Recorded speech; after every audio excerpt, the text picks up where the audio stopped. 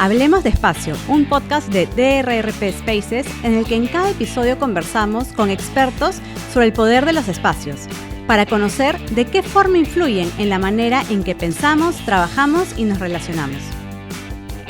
Juntos descubriremos que las mejores ideas nacen en entornos que inspiran, porque los espacios no solo se construyen, se viven. Hola a todos, bienvenidos a Hablemos Despacio. En este episodio vamos a entender el comportamiento humano detrás de la forma como trabajamos, cómo compramos y nos relacionamos. Hoy nos acompaña Carlos Hoyos, él es Behavioral Designer y también psicoterapeuta corporativo. Su trabajo se centra en entender el comportamiento humano y hoy nos va a compartir cómo esto impacta en las transformaciones organizacionales y también en las experiencias de compra. Bienvenido, Carlos, a Hablemos Despacio. ¿Cómo estás? Muy bien, gracias Mariano por la invitación. Carlos, estamos muy contentos de tenerte acá para hablar sobre esta perspectiva más desde la psicología y el diseño de experiencias. Y queríamos empezar preguntándote cómo empezaste vinculando el mundo corporativo con la psicología y con justamente la experiencia del usuario. Es una buena pregunta porque yo mismo creo que lo vi construyendo con el tiempo, porque creo que nunca hubo un gran plan, ¿no? O sea, yo estudié psicología muy joven, mi madre es psicóloga, así que siempre estuve muy cerca del tema del comportamiento humano. Y la verdad, mientras estudiaba psicología, pues nada, en verdad esas cosas que cuando eres chico no piensas qué vas a hacer con la carrera, ¿no? Entonces solamente lo disfrutaba. Entonces yo salgo y comienzo a trabajar en lo que es investigación de mercados, insights, ¿no? Entender el consumidor y todo el rollo. Y ya mucho más avanzado en mi carrera, allá, o sea, yo salgo de la universidad en el 2009 y recién en el 2017 es que comienzo a darme cuenta o comienzo ya a preocuparme por enlazar lo que tú has dicho en la psicología con lo que estoy haciendo. Es decir, todos esos casi 10 años, me las pasé muy en feeling, ¿no? Como que usando mi ojo, mi intuición para conectar las cosas. Y en el 2017 comienzo a leer unos libros que comienzan a demostrarme que existen como modelos, existe una forma más teórica de enlazar lo que es la psicología con el comportamiento en las corporaciones. Y desde entonces hasta hoy, es que he estado trabajando en esto que se llama Behavioral Design, ¿no? Diseño de comportamientos, que viene justamente del matrimonio entre el Behavioral Science, las ciencias del comportamiento y el diseño, ¿no? El diseño de soluciones, el diseño de espacios, el diseño en general. Y me ha ido bastante bien desde un punto de vista personal de lo rico que ha sido para mí nutrirme libro tras libro que leo, modelo tras modelo, clase tras clase que dicto, proyectos que veo. Entonces, de verdad que ha sido una experiencia muy linda sin un gran plan, solamente donde se han fusionado dos cosas que me han gustado mucho, que es la psicología, el comportamiento humano y el entorno corporativo y llamémosle en general laboral, porque al final del día siento que le invertimos tanto tiempo, ¿no? A estar en el trabajo, a tanto tiempo a consumir productos y demás, que quiero entenderlos. O sea, quiero realmente poder aportar a dar un poco de luz para explicar por qué, ¿no? ¿Por qué nos comportamos como nos comportamos? Y también has creado este espacio basado en la terapia corporativa, ¿no? Cuéntanos un poquito desde ese aspecto. Sí, ese ha sido mi último hijito de este año, ¿no? O sea, lo que pasa es que dentro de este camino, este viaje, porque mucha gente me dice ¿qué tiene que ver la terapia, ¿no? La psicoterapia con lo que tú vienes haciendo en las empresas, ¿no? Y es que sigue siendo simplemente mi pasión por el comportamiento humano. Lo que comienzo a darme cuenta cuando estudio el comportamiento, desde la ciencia del comportamiento, es que hay barreras que ya no puedo explicar desde esa disciplina, ¿no? Desde el diseño de comportamientos yo no puedo explicarlas, porque es como que, oye, ¿por qué la gente, como hablamos fuera de cámaras, el tema de por qué a la gente le cuesta tanto el cambio dentro de la empresa, ¿no? Yo te podría dar un ejemplo o te podría hablar sobre el modelo, Combi, cómo aplica y demás y demás y demás, pero va a llegar un punto en el cual ya no tengo más respuestas, porque a veces el cambio tiene que ver con problemas ya personales, miedos, inseguridades y demás temas. Y me comienzo a dar cuenta y digo, qué interesante esto de aquí. Y en conversaciones con mi psicóloga, que yo siempre llevo terapia, y comienzo a lanzar ideas me interesa entender más, pero a la vez me comencé a dar cuenta de que la parte que a mí me gustaba cuando yo trabajaba en el mundo corporativo y lideraba, que me gustaba ese contacto uno a uno con las personas y de poder llegar a un nivel que no puedes llegar cuando ves a la gente en masa, ¿no? Y de eso nace la idea, ¿y qué tal si me formo como psicoterapeuta? Yo ya soy psicólogo, o sea, no es completamente ajeno, ¿no? Claro, entonces, es parte de la rama. Correcto, entonces justamente hace 2 años, de hecho este miércoles ya me gradúo oficialmente de una escuela después de una formación de 2 años en psicoterapia y ahora estoy enamoradísimo de la disciplina, o sea, es llegar al humano desde otro ángulo, ya no desde cómo te cambio el comportamiento, que es ¿no? diseño de comportamientos, sino simplemente cómo te entiendo y te acompaño en estos procesos que pueden ser muy dolorosos, pero cómo ayudas a realmente realmente ayudas a la persona a sanar. Entonces, es bien raro porque siento que ahora tengo, y así creo terapia corporativa, que digamos, tengo estos dos frentes, todo relacionado con uno de la empresa. Y le llamo terapia corporativa porque si bien un psicoterapeuta se puede dedicar a tantas cosas, ¿no? A tantos males que pueden afectar a una persona, yo lo que dije es, yo tengo más de 15 años de experiencia en el mundo corporativo, esto tiene que servirme para algo, ¿no? Y comienzo a darme cuenta que las personas cuando me conversan conmigo y vienen de las empresas me dicen que les parece chévere que yo entiendo lo que están pasando, claro, porque lo he vivido. Yo también he tenido jefes, he sido jefe, he estado en directorios, he hecho presentaciones, o sea, lo entiendo, he vivido todo eso. Entonces hice esa fusión de dos partes de mi vida y la verdad que ahorita está súper bien. O sea, me encanta ver cómo la gente le conecta con la gente la necesidad de hablar también de la parte de la salud y ya no solamente de la parte del comportamiento del consumidor como tal, ¿no? Y de poner, claro, a la persona en centro para entenderla, ¿no? Porque muchas organizaciones hacen estas transformaciones o se enfocan a veces en innovación de un producto o incorporar una nueva tecnología, Sí. pero van como de frente a la herramienta, ¿no? Pero se olvidan un poco de parar y entender qué preocupaciones, Sí. qué miedos puede tener la persona para cambiar. En ese sentido, ¿cómo impacta, por ejemplo, una buena gestión del cambio en una transformación? Ok, es una súper buena pregunta. Y quizás la respuesta no le va a gustar a todo el mundo, ¿ya? ¿Por qué lo digo? El principal problema, ¿ya? En una mala gestión del cambio radica en que el motivo por el cual se hace el cambio no es porque hay un problema que hay que resolver para el usuario final, sino es porque el gerente o el directorio, etcétera, quiere cambiar algo y lo que quiere es que todo el mundo se sume con ellos. Es decir, vamos a cambiar de, no sé, de socio tecnológico y todo el core y todos los sistemas ya no van, ahora van este. ¿Por qué? Porque a mí me gusta esa marca. A mí me gusta trabajar con esta superempresa porque todas las empresas lo usan. Pero no nace de que realmente entendiste que el sistema actual no está funcionando por X y X motivos y por ende hay que cambiarlo, ¿no? Entonces, cuando tu cambio es porque desde arriba se te ocurre que algo hay que cambiar porque quieres, porque crees que va a ser mejor, etcétera, lógicamente los de abajo, si no sienten que ese cambio les va a beneficiar en su trabajo, en su día a día, no lo van a querer hacer, ¿no? Entonces, yo siempre digo como que puede ser que el sistema ahorita sea horrible, pero por lo menos sabes y conoces lo horrible que es. Claro, lo conoces, es más Tal seguro. Cual, tal cual. O sea, yo, por ejemplo, a ver, y lamento si alguien de Sunat me escucha, ¿no? Pero yo odio tener que navegar la web de Sunat, Claro. ¿no es cierto? Es difícil, no es intuitiva. Sin embargo, yo ya sé qué botones apretar. Si mañana Sunat cambia la web, o sea, me complica porque ya sé cuál es mi ruta y qué botones y cómo emito mis recibos y demás. Entonces, no es agradable, pero la conozco. Y eso es lo que pasa con muchas empresas. Los sistemas no son agradables, pero los conoces. Entonces, si traes un sistema que no es mejor realmente que el nuevo, o sea, que el anterior, es peor, pues, ¿no? O sea, le maloras la experiencia porque sigue siendo horrible, pero encima ahora tengo que descubrirlo, ¿no? Entonces, el problema central, yo creo, más allá de, oye, que si lo comunicas de una forma, que si lo haces de otra forma, si consigues a los sponsors, no. Para mí el paso número uno y que yo le pregunto a todos mis clientes cuando quieren hablar sobre cambio es, ¿por qué estás haciendo este cambio? Si el cambio es porque a ti se te ha ocurrido que esto debería funcionar y quieres y me contratas para yo convencer a todo el mundo que eso es una buena idea, no puedo ayudarte. Porque eso, o sea, no puedo ayudarte. O sea, la gente no es tonta. Claro. Entonces, el verdadero cambio nace cuando tú entiendes que hay un dolor adentro, que el sistema no funciona, se cae, se cuelga, etcétera, y te voy a traer uno nuevo. Ahí el cambio fluye. ¿Quién se va a quejar? ¿Quién se va a quejar de que has traído un sistema más rápido, más efectivo, más amigable, más fácil de utilizar?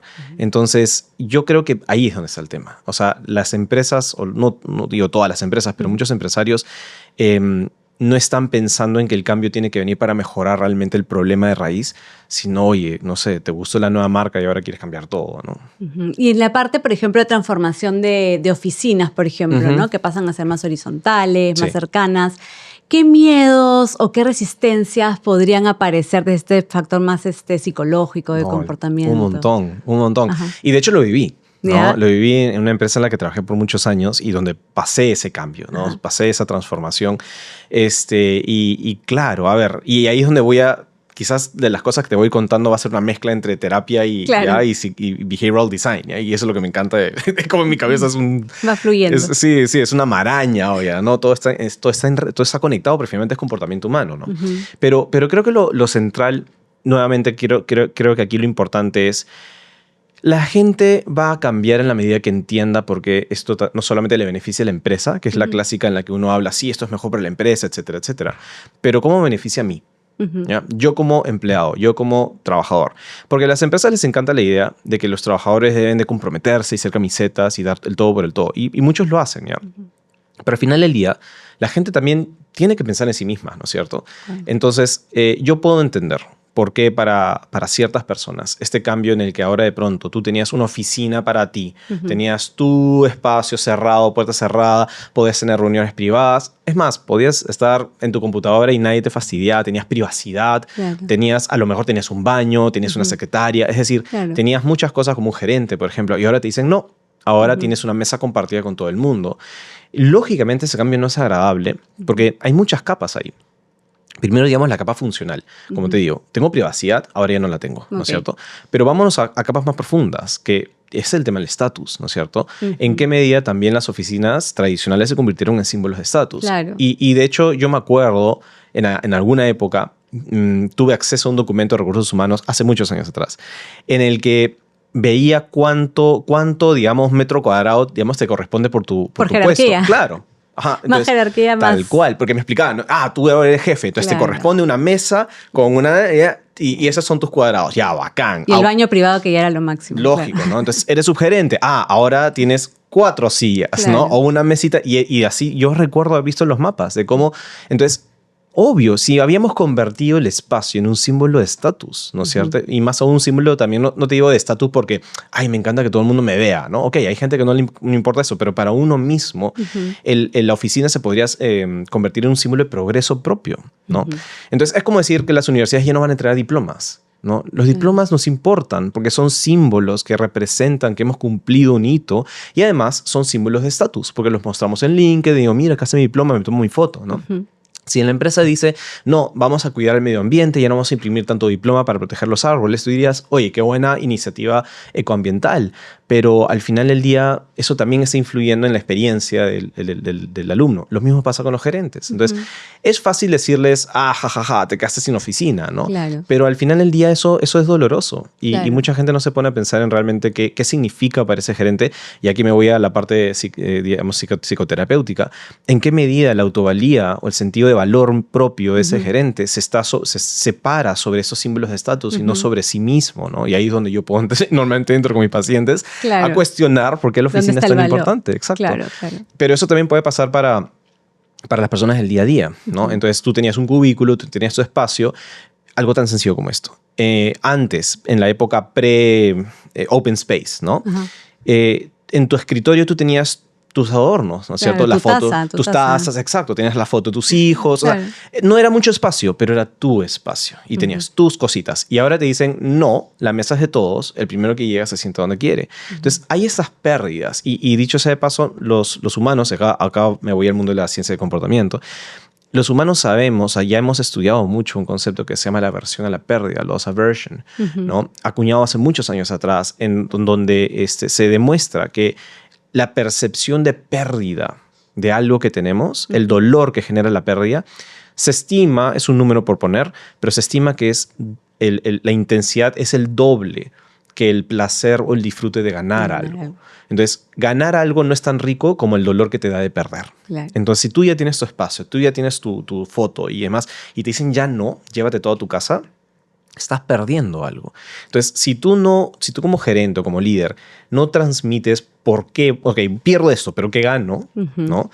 Y el argumento no puede ser, somos una oficina más horizontal, ganas cultura. No, yo personalmente, ¿qué gano? ¿No? Ganas, no sé, el poder estar con más personas en una mesa y poder interactuar, poder movilizarte.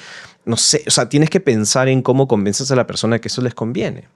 Entonces, es difícil. Claro, tanto los beneficios y también cuando comentabas esto del valor que le ponen, por ejemplo, en ese momento a la oficina, cómo también de pronto puedo llenar o satisfacer esa valoración que te da el tener una buena oficina como estatus con algún otro elemento que sí pueda, o algún otro reconocimiento que pueda darle a esa jerarquía, ¿no? Sí, tal cual. Es un poco entender también, ¿no? ¿Qué representa? Totalmente. O realmente comprarte la idea de que mira, o sea, mira, no es que a ti te hemos quitado el sitio, es mira toda la oficina, ¿no es cierto? Entonces, algo que yo trataba de utilizar también como argumento en su momento es, bueno, a ti efectivamente ya no tenemos nuestros muñequitos en el sitio, pero mira, el gerente se quedó sin oficina. Entonces, no funciona que el gerente sí se quede con la oficina, pero todos perdimos lo demás. ¿No? Es como que no, todos. O sea, eso es consistente, es ¿no? consistente, ¿no? No vale de que a mí me quitaste, pero al gerente sí le guardaste la oficina porque hizo una pataleta, ¿no es cierto? Entonces, no, o sea, y por eso los líderes son los primeros que tienen que dar la cara y son los primeros que tienen que decir, no, a ver, entiendo que a ti te da pena eso, pero a mí también me da pena mi oficina cerrada. Y aquí estoy, ¿no es cierto? Es el role model, ¿no? Es el role model. Y hablando justamente de espacio, ¿qué elementos has visto de espacios que más bien ayuden, por ejemplo, impacten en la motivación de un equipo, ¿no? En la colaboración, o de pronto en el bienestar de cómo te sientes cuando estás en un espacio en el ámbito corporativo? Claro. Ese es un muy buen punto. O sea, hay muchos estudios con respecto al tema de los espacios físicos, especialmente cuando hablamos de un concepto muy importante en la psicología, que es la hacinación, ¿no? O sea, en la medida... el hacinamiento, no hacinación. Mala traducción. El hacinamiento. Es decir... El hacinamiento consiste en la percepción de estar compartiendo un espacio muy pequeño, tener ese poco espacio personal, lo cual muchos estudios han mostrado cómo eso obviamente genera altos niveles de estrés, ¿no? Y hay estudios de hace muchos años atrás que comenzaron incluso con ratas, ¿no? Y cómo es que las ratas que se estudiaban, que estaban mucho tiempo en un espacio de mucho hacinamiento, es decir, todos muy apretaditos y sin mucho espacio para moverse y demás, generaban altos niveles de estrés, altos niveles de violencia entre ellas, ¿no? Entonces, sí hay muchos estudios acerca de cómo biológicamente reaccionamos a estar todos hacinados. Entonces, pero aquí quiero hacer un énfasis en algo, es decir, hacinamiento no significa solamente que estoy literalmente muy cerca de ti. Mi percepción de estar enclaustrado, de estar encerrado, de que hayan muchas, en la época de los cubículos, por ejemplo, ¿no? Donde tenías todos los cubículos. Ahora, yo no digo que la gente andaba muy estresada en esa época, porque quizás no tanto, pero sí hay elementos que ayudan un poco a generar un mayor disfrute, un mayor placer. Tanto así que existe un concepto que se llama biofilia, ¿no? No sé si habías escuchado una vez. La acuña un biólogo llamado Edward Wilson, que estudia la reacción del humano ante la naturaleza y ante, digamos, elementos que conectan un poco con nuestro evolucionismo. Es decir, yo sé que aquí nos vemos muy bonitos con nuestros micros y nuestras oficinas glamorosas, ¿no? Pero en el fondo, en realidad, nuestras mentes no han dejado de ser monos, ¿ya? O sea, hemos aprendido a ser civilizados, si quieres. Pero en realidad, en el fondo, muchas de nuestras reacciones siguen siendo muy inconscientes y siguen siendo muy conectados a lo que hemos sido por millones de años, que hemos sido una especie en libertad. Hemos sido una especie que ha estado en espacios muy abiertos. O sea, si tú miras la línea de tiempo del ser humano y piensas cuánto tiempo tenemos viviendo en casas, ¿no? No te digo edificios, casas, o sea, en 4 paredes, es poco. Es muy poco, ¿no? Entonces, biofilia es ese concepto que explica por qué, por ejemplo, si estamos entramos, ¿qué te digo?, a un restaurante y de pronto vemos que en el restaurante hay una pequeña cataratita, ¿no? Que está haciendo un poquito de ruido, o de pronto hay una plantita y etcétera, te genera una sensación de bienestar, ¿no? No significa felicidad plena, pero una suerte de bienestar, una suerte de relajo. ¿Por qué? Porque esos estímulos que percibe nuestro cerebro los asocia con la naturaleza, los asocia con los espacios a los cuales hemos estado acostumbrados por mucho tiempo. Entonces, en general, abrir espacios, ¿no? No tener tanta interrupción a nuestra vista en ese sentido puede ayudar. No te digo que te va a volver la persona más creativa del mundo, pero va a ayudar a que te relaje un poco, a que estés un poquito más, digamos, menos consciente de lo encerrado que puedes estar realmente, ¿no? Entonces, como te digo, el hacinamiento no solamente consiste en cuánta gente realmente tienes alrededor, se puede percibir. Entonces, una oficina tipo open space, donde ves distancia, ves la pared hasta el fondo, te puede dar un poquito más de relajo o distensión que estar en un lugar muy encerradito. Sí. ¿Y hay otros elementos que, por ejemplo, condicionen de pronto algunos hábitos que quisiera, por ejemplo, implementar una organización, por ejemplo, vida saludable? ¿No? A veces he visto que ya entonces empiezan a colocar más bidones de agua, más fruta por todos lados. O sea, ¿eso realmente tiene efecto en el cambio de hábitos de las personas? Por supuesto que sí. De hecho, es lo que más tiene efecto. O sea, hoy en día en Behavioral Science, de lo que más se habla o se escucha como un gran aprendizaje es context context matters, ¿no? El contexto importa, Okay. ¿no? Y es como que, y no es decir poco, ¿ya? Porque en la ciencia del comportamiento hay mucho cuestionamiento de muchas cosas, ¿ya? Nadie se pone de acuerdo con muchas cosas, pero que todos se hayan puesto de acuerdo en que el contexto es importante, nos dice bastante. ¿A qué voy por esto? En que a veces creemos que para cambiar la forma de comportarse de la persona tenemos que llegar a ellos a través de la razón, ¿no? Es decir, como tú dices, tomar agua es importante. ¿Cuántas veces hemos visto carteles, señales que te dicen lo importante, cuántos litros tienes que tomar, etcétera, etcétera, etcétera, ¿no es cierto?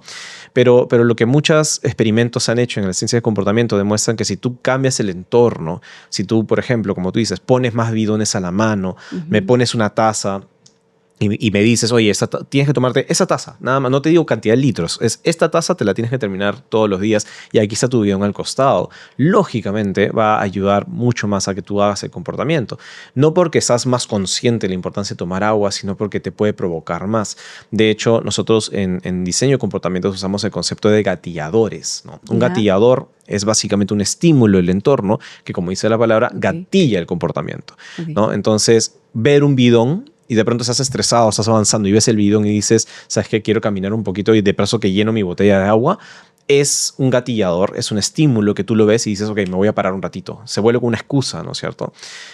Tanto así que es interesante porque los gringos usan mucho el concepto de no me acuerdo cómo se dice exactamente, pero como que las conversaciones alrededor del water cooler, ¿no? Que es el bidón de agua, ¿no? Y hay toda esta cultura popular alrededor de que si tú quieres entrar en los politics de la empresa, tienes que estar cerca de los bidones de agua, porque es donde la gente normalmente se junta, se toma un vasito de agua y conversa, ¿no?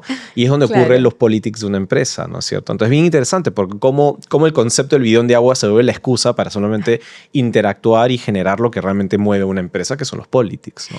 Me has hecho acordar, claro, hace más de 10 años que trabajaba también en una organización, el lugar era el kitchenette, ¿no? Si quieres enterarte de lo que pasa en la empresa, claro. Ahí anda el kitchen, ahí están conversando, Exactamente, ¿no? Exactamente. Entonces, ¿cómo es que los seres humanos nos hemos...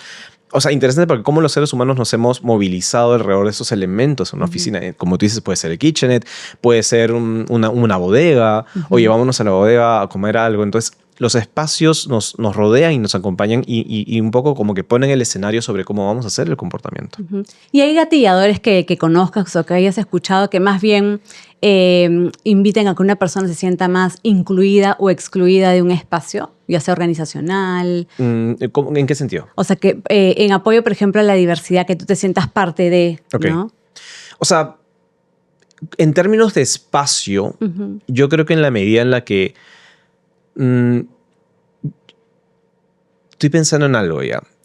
Normalmente cuando tú piensas en una ciudad, ¿ya? Cuando tú piensas, puede ser un espacio de una organización, ¿no es cierto? Tú puedes diseñar los espacios, pero no puedes obligar a que la gente use esos espacios. Y déjame explicar para ver si hace sentido lo que estoy a punto de decir. Es decir, tú como diseñador de una infraestructura, tú podrías querer que la gente, como tú dices, comience a tener más espacios, ¿no? Para unirse, conversar, colaborar, claro. Etcétera. Ya. Eso está bien, ¿ya? Porque hace sentido, quieres movilizarlo. Lo cierto es que esa dinámica colaborativa va a suceder con o sin tu diseño. ¿Por qué? Porque los seres humanos somos seres sociales por naturaleza. Yo siempre le digo a mis alumnos, tú junta a una cantidad decente de personas, me refiero 5 o 6 personas, ¿ya? A hacer una actividad y se va a generar una jerarquía social, inevitablemente. O sea, alguien se vuelve líder, alguien sigue al líder, alguien se vuelve el opositor. O sea, siempre ocurre una jerarquía social si le das el tiempo suficiente. Claro, en una hora no va a pasar, ¿no? Pones a hacer una tarea y aparece la jerarquía social. Por eso los reality shows son tan exitosos. Claro. Porque solamente metes un montón de gente y dejas que la naturaleza haga su magia.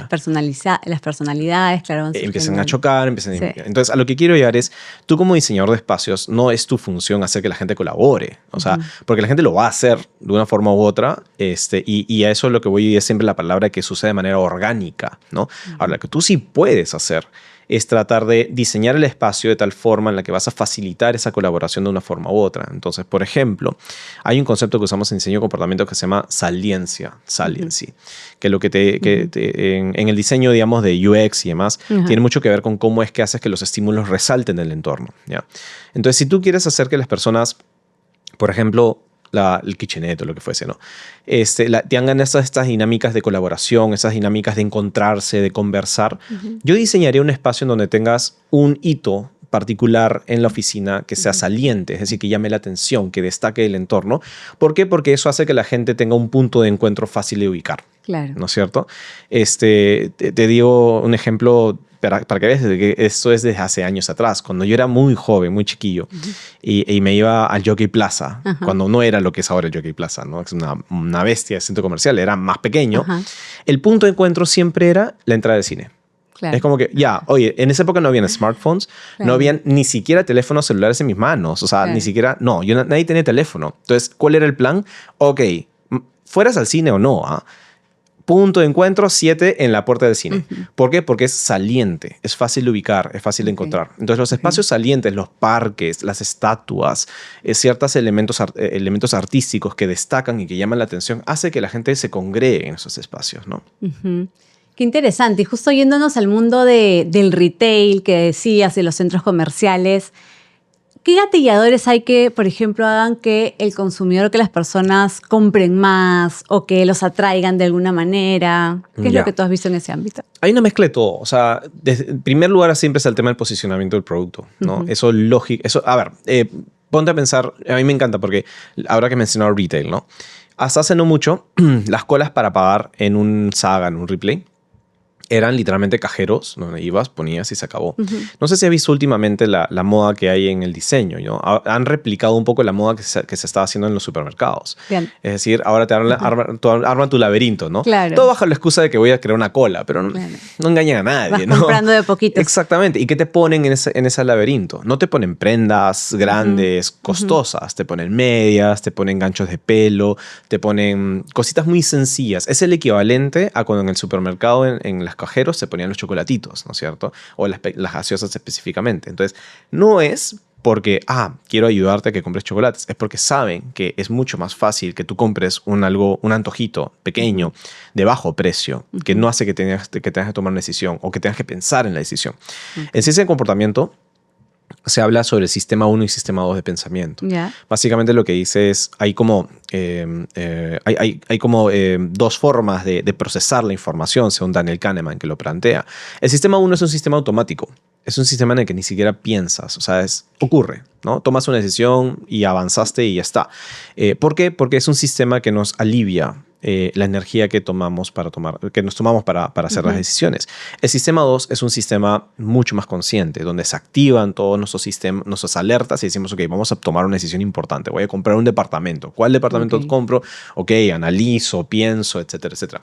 El error de las empresas es que creen que siempre que tomamos decisiones, las tomamos de esta forma, ¿no? Cuando en verdad muchas veces las tomamos con el sistema 1.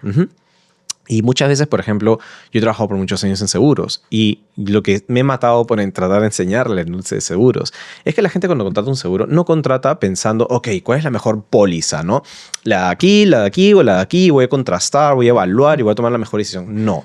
Contratas el seguro que contrató tu primo y te dijo, oye, anda con esta, me funciona súper bien y tú dices, listo, no quiero más problema, quiero ese seguro. Y ya está. Es algo muy complejo para detenerse. Es muy complejo, efectivamente. Entonces, hay muchas decisiones que tomamos de manera inmediata. Y eso pasa con las colas, por ejemplo, en los retails y más. Es como que no estás pensando que quieres un par de medias, pero si estás esperando y ya las ves y además está en oferta, y ahí viene el otro tema. No solamente es la ubicación del producto, sino también vienen las señaléticas, que son los gatilladores, ¿no? Entonces, oye, medias a 50% de descuento. Entonces, obviamente ese cartel hace que tú la quieras agarrar y ya, pues, ¿qué más da? ¿No? Te estás haciendo una ganga, ¿no? Entonces, hay varios gatilladores. No es gratis, por ejemplo, que cuando tú pasas por de nuevo, siguiendo en el retail, ¿no? Cuando tú pasas por la zona de perfumerías, te quieren básicamente rociar los perfumes encima, ¿no es cierto? Básicamente es como que jalar tu atención en base al olor y demás, ¿no? Entonces, hay muchos gatilladores que pueden estar presentes en los espacios. El tema está en qué tan elegantemente se han puesto. Porque si tú estás pensando en el gatillador, si tú te has dado cuenta de que te están manipulando, entre comillas, es un mal gatillador. Porque obviamente rechazas, exacto. Nadie le gusta la idea de que te estén, ¿no? Pero la verdad es que yo contaba Me encanta contar este ejemplo que en Estados Unidos encontré, ojo, no fui presencialmente, pero encontré en internet estas imágenes de supermercados en donde lo que hicieron para que la gente compre los plátanos que estaban como sueltos, ¿no? Normalmente los plátanos están en manos, ¿no? Y la gente se los lleva así. Los plátanos que estaban como sueltos, aparentemente la gente no los agarraba. Por X motivos, algunos pueden pensar, es que están agarrados. No piensas realmente en el motivo, solo no te provoca agarrar un plátano suelto, ¿no? Entonces lo que hacían es lo ponían todos en un bowl metálico y ponían todos los platanitos sueltos y ponían un cartel que decía "Pick me, I'm single", ¿no? Escógeme, estoy soltero, ¿no? Entonces, interesante, porque eso incluso podría generar una suerte de empatía, ¿no? Claro, Con el plátano. No hay compromiso. Pobrecito, un compromiso. Más aún si tú también eres soltero, a lo mejor puedes conectar con el plátano y no hace ningún sentido racional. Es como que es un plátano finalmente. Claro. Pero así somos los humanos, ¿no? Claro, entonces, conectando. Conectas. Entonces, bien simpático porque eso lo que hacía era, obviamente, atraía más la atención y dije, me voy a dar 1 o 2 platanitos que sean solteros, ¿no? Entonces, es una forma de utilizar el espacio. O sea, no has usado un cartel explicando la importancia de agarrar un plátano, que el plátano es lo mismo si está en la mano o no está en la mano. No. Usarlo de una manera muy creativa. Algo que yo le pondría como etiqueta a eso, yo le llamaría antropomorfización, que es una técnica que se usa justamente para generar conexiones humanas entre objetos que no son humanos, ¿no? Entonces, al plátano no es que le pusiste ojitos y nada. Al plátano lo que hiciste fue, lo pusiste en una situación con la cual empatizabas, que sabes que es feo a veces sentirte solo, ¿no? Y que te están abandonando. Entonces, eso es antropomorfización, es que las personas conectan a un nivel casi humano con el objeto, solamente en la forma en la que lo plantearon, ¿no? Y siguiendo con esta parte de estos elementos ¿Qué elementos hay del diseño y de la experiencia justamente también en retail que te hagan quedarte más tiempo en un espacio, en un lugar? Que permanezcas más tiempo en un espacio. Ok. La de siempre o la típica, la que me imagino quiero pensar que todos están muy conscientes de eso, es perder la noción del tiempo, ¿no es cierto? O sea, que se utiliza mediante iluminación. ¿No? ¿Hace sentido lo que te estoy diciendo? Sí, pero iluminación ¿cómo, por ejemplo? Es como los pollos. No sé si sabes. ¿El calor? ¿Qué? O sea, los pollos, cuando tú tienes granjeros que están, granjean pollos, ¿no? Producen pollos. Si tú dejas a los pollos con las luces encendidas, los pollos comen porque estás cortando completamente su percepción del día y la noche, ¿no? Entonces, ¿qué te ha pasado alguna vez, por ejemplo? Que has estado en un Saga, un Ripley, lo que sea, ¿no? Y de pronto has entrado en el día y has salido y es de noche y tú dices... ¿Qué? Como que en qué momento se usa y con muchas noche? Bolsas, además. Y con muchas bolsas, exactamente. Entonces, y con muchas bolsas. O sea, es como que no entiendes qué pasó. Claro, porque has estado en un espacio donde, digamos, tu entorno ha sido completamente homogéneo. O sea, la música, el sonido, la música, la iluminación, todo se ha mantenido por tanto tiempo que no has sentido que el día ha pasado, ¿no? Entonces, si tú tuvieras una ventana en los centros comerciales, y hay un motivo obviamente por los cuales no lo hay, ¿no? Tú tuvieras una ventana viendo cómo oscurece durante el día, estarías mucho más consciente, no, ya se me pasó la hora, tengo que salir, ¿no es cierto? Entonces hay varios elementos así con respecto a cómo, o sea, para que tú te quedes más tiempo. A ver, no se trata de que solamente todas las personas que están encerradas se queden más tiempo, tienes que tener la motivación para quedarte más tiempo, ¿no es cierto? Estás ahí porque quieres ver algo, ¿no? Pero definitivamente perder la noción del tiempo puede ser bien importante. Que dicho sea de paso, yo he notado, no sé si será intencional o no, ¿ya?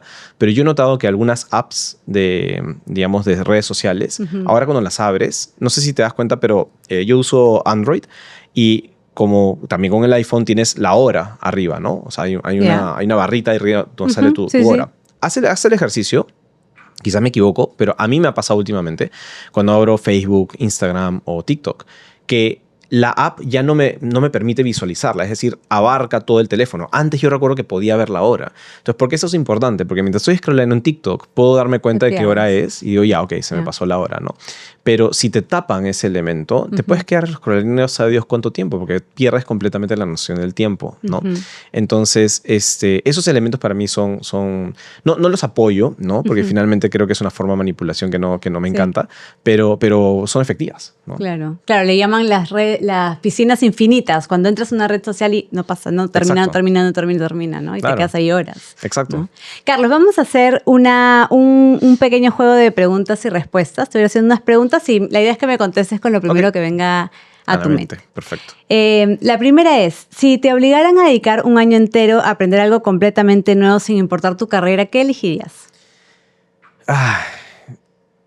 Bueno, tú te has seguido reinventando también en el último tiempo, ¿no? Sí, es una buena pregunta porque creo que todo el tiempo ando aprendiendo algo, pero yo creo que música. Ya, ¿y qué? ¿Un instrumento en particular? Me gustaría entender más la teoría de la música y inevitablemente cómo esa teoría conecta con la psicología humana. O sea, ¿por qué escuchamos música? ¿Qué hace la música que nos genera? O sea, ¿por qué el cuerpo reacciona de cierta forma cuando escuchamos ciertas melodías, ¿no? Y es fascinante porque vi un documental bien interesante de cómo se creaba la música pop de los 90s, ¿no? De Backstreet Boys, Britney Spears, ¿no? Y lo hablaban los compositores, que eran no sé si era, puedo estarme equivocando, eran suizos, creo. No, suecos, eran suecos. Y lo que ellos decían, porque había muchas críticas de que las letras de Britney Spears o de Backstreet Boys no hacían ningún sentido. Y ellos decían, sí, no hace ningún sentido porque nosotros no hablábamos muy bien inglés, pero lo que descubrimos es que no importaba la letra, importaba la melodía. Okay, ¿no? claro. Entonces, esos hallazgos de la gente conecta con la música porque la melodía es mucho más catchy, es mucho más importante que lo que sea que diga la letra, me hace mucho sentido porque cuando yo escucho a la generación de mi padre cantar rock clásico en inglés, no saben lo que están cantando, muchas veces nunca supieron la letra, pero les encanta la canción. Entonces, creo que hay un tema, o sea, inevitablemente todo lo que voy a escoger va a tener que ver con comportamiento humano porque me fascina, ¿no? Claro. Pero yo iría por ahí. Y hablando justo de la música, en retail usan también la música como para que te vayas a veces o más rápido o más lento, no sé, en los supermercados, ¿no? Sí. Hay un concepto en el diseño de la música que se toma bastante en consideración, que es el BPM, que es beats per minute, ¿no? Es cuántos beats, cuántos golpes, ¿no? Por minuto se están dando, ¿no? Entonces, se supone que hay ciertos rangos, ¿no? Que básicamente plantean qué tan acelerada es la música, ¿no? Entonces, obviamente, una música muy intensa, un punto, o sea, va a tener más beats per minute que un jazz lento, ¿no? Entonces, la idea, y por eso algo he estado un poco repasando esto, es que los beats per minute pueden determinar un poco también tu estado de ánimo. Por eso a veces quieres, para relajarte, escuchar una música mucho más despacio, mucho más relajada, ¿no? Una melodía mucho con menos BPMs. Y cuando sales a una fiesta, quieres más BPMs porque quieres activarte y quieres moverte. Entonces, en la música, lógicamente, el entorno para hacer unas compras, tienes que determinar como diseñador del espacio cuántos BPMs quieres que la gente tenga mientras está comprando, ¿no? Y ahí podríamos, no soy experto en el tema, pero podríamos revisar alguna literatura que demuestre, ok, cuánto es lo que la gente para ese tipo de consumo daría. Porque no hay una regla general. O sea, si yo tengo una tienda de perfumes, no le voy a poner el mismo BPM que en una tienda tipo un Zara. O sea, si tú estás en un Zara, escuchas siempre música electrónica como un ritmo rápido, ¿no? Pero si tú quieres vender algo mucho más calmado y relajado, tienes que ir en base a lo que tu empresa más o menos quiere transmitir, ¿no? Entonces, definitivamente creo que hay bastante que se podría hacer para hacerlo. Y incluso por ahí leí una vez que tiene que ver también con los BPMs, cómo te sientes con los latidos propios de tu corazón, ¿no es cierto? Entonces, el corazón tiene BPMs, o sea, hay un ritmo con el corazón suena. Entonces, incluso he escuchado que hay cierta música que si se alinea con los latidos de tu corazón de ese momento pueden conectar, pero no he estudiado demasiado, o sea, quiero repasarlo un poco más. Todavía seguir investigando, pero mira, y en el mundo corporativo, en verdad, claro, no se suele poner música en las oficinas ni en los espacios, ¿no? No sé si no lo he escuchado, pero por ejemplo, cuando se realizan talleres, para darle la bienvenida a la gente, tú pones una música súper alegre y la gente entra al taller con otro mood y eso va a ser algo distinto, ¿no? Sí. Justamente porque no es algo tan familiar. Entonces, interesante seguir investigando sobre eso. O sea, no he planteado lo de la música intencionalmente con lo que voy a decir, pero recién me acabo de dar cuenta que hace todo el sentido del mundo y es que yo justamente sé de todo esto porque he lanzado hace poco un canal en YouTube donde produzco música con inteligencia artificial, pero por eso mismo,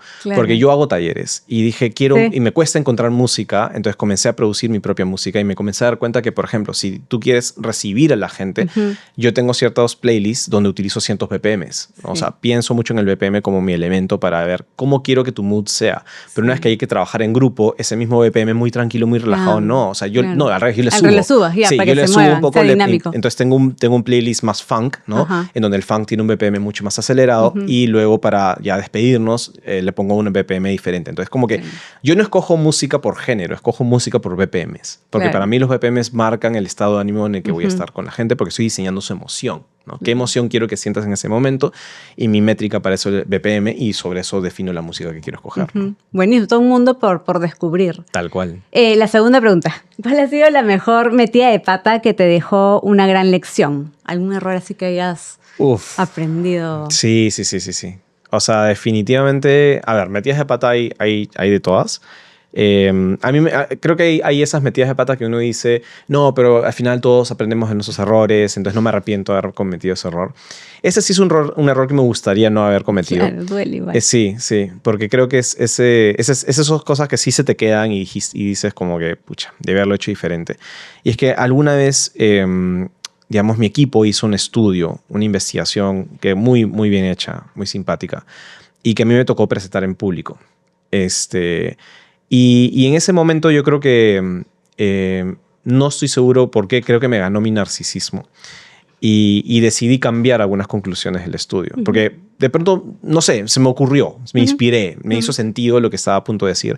Y ojo, no es que estaba mal lo que yo, o sea, no es que no hacía ningún sentido lo que iba a plantear, pero no fue lo que mi equipo dijo, ¿no? Okay. Y lo presenté. Y claro, aplausos y reconocimientos y todo lo demás. Y mi equipo estuvo ahí. Y obviamente mi equipo se molestó. Y a pesar de que fue un momento muy importante en mi carrera por todo el reconocimiento que requirió, e insisto, me gustó las conclusiones, por algo las planteé de esa forma, y creo que podría haberlo disfrutado en otras circunstancias, pero haberme tomado esa libertad creo que es uno de los grandes errores de mi vida que nunca más pienso repetir, ¿no? Y creo que eso me dejó una lección bien importante sobre la humildad y el liderazgo, ¿no? Y cómo finalmente yo puedo pensar muchas cosas, pero al final del día, cuando tú tienes un equipo a tu cargo, lo que tú dices también representa a tu propio equipo. Entonces, no fue correcto haber hecho eso. Y es la primera vez que lo he dicho ese paso en público. Creo que nunca lo había comentado, pero sí. Pero bueno que el equipo haya tenido esa confianza también de decírtelo, ¿no? Sí. Y no quedarse callado diciendo, oye, esto no estuvo bien o no nos gustó. Sí, o sea, de hecho, mi equipo se portó súper bien, muy maduros, porque yo sí noté que algo había pasado ese día. Mira qué nivel de ensimismamiento, no sé si es la palabra, pero qué tan ensimismado estuve de que no me di cuenta en ese momento, ¿no? Y mi equipo mismo los noté raro, y ya en la oficina les pregunté qué tal, y estaban raros, claro. Y los junté a todos en una reunión y dije, ok, ¿qué ha pasado? Claro. Me dijeron, pasó esto. Y me sentí un idiota, o sea, y les pedí disculpas de frente, no tuve ninguna explicación, nada, fue 1000 disculpas, tienen toda la razón del mundo y fue muy tonto lo que hice, ¿no? Pero sí, fue bien maduro parte de ellos. Sí. No, y gracias por compartirlo, porque justo ponemos estas preguntas porque hay, sobre todo las nuevas generaciones que sienten que no se pueden equivocar, que el error y que de ahí no van a salir. Y es como, es parte de también, ¿no? Es parte duele, pero es parte de. Uy, Dios santo, hasta ahora me duele. Sí. Y la última pregunta, ¿un libro o podcast o película que te haya cambiado la forma de ver el trabajo? Bueno, definitivamente el libro del que ya todo el mundo que me habrá escuchado alguna vez debe estar aburrido que lo diga, pero es Actionable Gamification de Yu-Kai Chao, ¿no? Que siempre lo menciono porque, primero, es un muy buen libro, ¿no? Es un libro que plantea un modelo muy interesante, muy accionable, muy útil para entender por qué las personas nos comportamos y qué nos motiva a comportarnos de ciertas formas. Pero ese libro tiene un lugar especial en mi corazón porque ese fue el libro que en 2017 leí por primera vez y que me abrió la carrera que tengo hoy, ¿no? O sea, me hizo dar cuenta de que mi conocimiento, mi experiencia, mi ojo psicológico podía ser mejor utilizado de lo que yo venía haciendo en ese momento y que solamente tenía que seguirme formando, ¿no? Tenía que seguir leyendo, tenía que seguir aprendiendo más modelos y comenzar a aplicarlos, ¿no? Entonces yo creo que ese libro, o sea, yo creo que cualquier persona que lo lea lo va a disfrutar muchísimo porque es un gran libro. No conozco a nadie que lo haya leído y me ha dicho, no, fue malazo, qué mala recomendación. Pero para mí fue particularmente especial por eso, ¿no? Ahí he tomado nota para leerlo. Y Carlos, para cerrar, ¿qué mensaje le darías a los líderes de organizaciones o líderes que están diseñando experiencias para poder integrar la psicología en sus decisiones? O sea, hay muchas cosas que se pueden hacer en términos técnicos, ¿no? Hay muchas herramientas, hay muchos modelos, hay muchas metodologías, todo lo que tú quieras. Y eso está en los cursos, están los libros, vamos, ¿no? Yo creo que realmente lo más importante es con lo que comenzamos hablando en el podcast de hoy, ¿no? Que es realmente, si tú realmente quieres diseñar una experiencia, debe ser porque genuinamente quieres que las personas pasen la experiencia más chévere, más positiva que puedan tener, ¿no es cierto? Es decir, el interés principal es que tu público objetivo, tenga la mejor experiencia posible para que como consecuencia tú obtengas la rentabilidad y los beneficios económicos que quieres. Vamos, no somos acá, estamos tratando de ser buena gente solamente, ¿no es cierto? Entonces, ¿a qué voy por esto?